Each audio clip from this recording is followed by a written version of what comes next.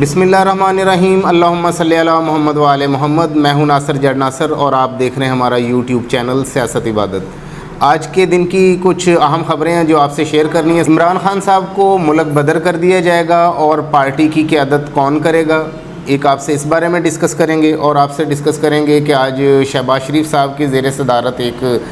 اجلاس ہوا ہے جس میں چاروں وزرائے اعلیٰ اور وفاق کے جو اعلیٰ افسران ہیں انہوں نے شرکت کی۔ اس میں کیا ڈسکس ہوئی یہ آپ سے بات کرتے ہیں۔ اس کے علاوہ خواجہ اسد صاحب نے ایک پریس کانفرنس کی ہے،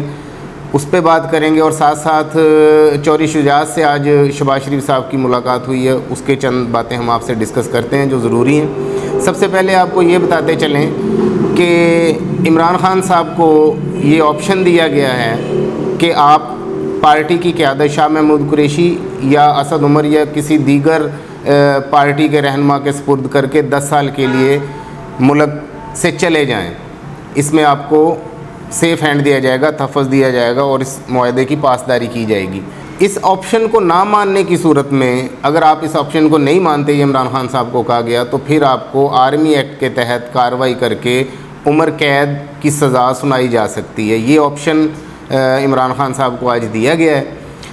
جس کے جواب میں انہوں نے واضح طور پہ ایبسلوٹلی ناٹ کہا ہے۔ انہوں نے کہا کہ میرا پاکستان کے علاوہ کہیں کوئی گھر نہیں ہے، میں نے کہاں جانا ہے، پاکستان ہی میرا گھر ہے اور میں نے پاکستان میں ہی رہنا ہے، چاہے مجھے اس کے کچھ بھی نتائج بھگتنا پڑیں، مجھے عمر قید کر دی جائے، جیل میں ڈال دیا جائے یا جان سے مار دیا جائے، مجھے اس چیز کی کوئی فکر نہیں ہے۔ میرے پارٹی کے لوگوں کو ڈرا دھمکا کے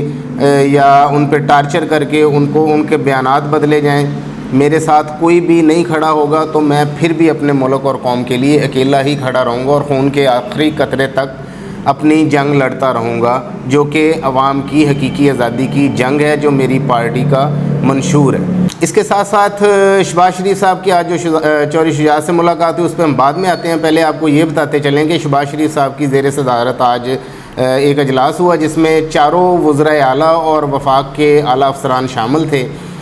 جس میں 9 مئی کے واقعات کو لے کر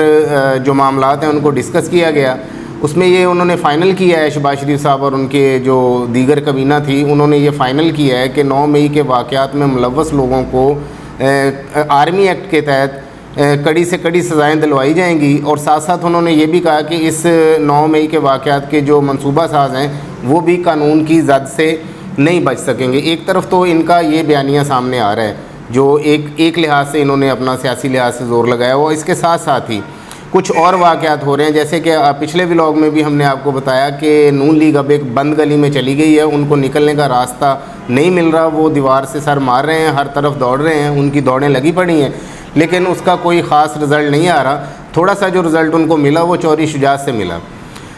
اب ہم بات کریں گے کہ چوری شجاعت اور شہباز شریف صاحب کی جو ملاقات ہوئی ہے اس کے جو 1-2 نکات ہیں اس پہ بات کریں گے۔ چوری شجاعت نے شہباز شریف صاحب سے بات کرتے ہوئے ایک تو مکمل اپنی پارٹی کا حمایت کا اعلان کیا کہ آنے والے الیکشن میں، اب آپ یہ بھی ذہن میں رکھیں کہ نون لیگ اب الیکشن کی طرف جانے کے لیے بھی پر تول رہی ہے، جس کی وجہ سے انہوں نے اپنی سیاسی ایکٹیویٹی بھی شروع کر دی ہے۔ ایک طرف ان کا جو لوگوں کو ہاتھی کے دانت دکھانے کے اور کھانے کے، اور جو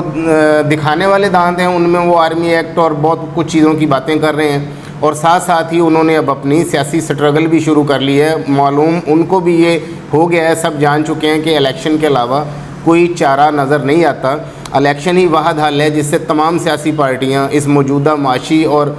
جو بحران آج کل چل رہا ہے اس سے ملک کو نکالا جا سکتا ہے۔ لیکن ان کی کوشش یہ ہے کہ کسی نہ کسی طریقے سے الیکشن سے پہلے عمران خان صاحب کو یا تو اتنا کمزور کیا جائے کہ ان کی جو اکثریت ہے اس کو توڑا جائے، اس کے لیے وہ مختلف حربے استعمال کر رہے ہیں، مطلب ان کی اکثریت کو توڑا جائے یا ان کو ملک بدر کر کے یا ان کی پارٹی کو بین کر کے تو پھر الیکشن کی طرف جایا جائے۔ یہ ایک ون سائیڈڈ گیم ہے جو کہ کامیاب تو نہیں ہوگی، لیکن بہرحال ان کی کوشش جاری ہے۔ چوری شجاعت نے 9 مئی کے حوالے سے بات کرتے ہوئے کہا کہ جن معصوم لوگوں کو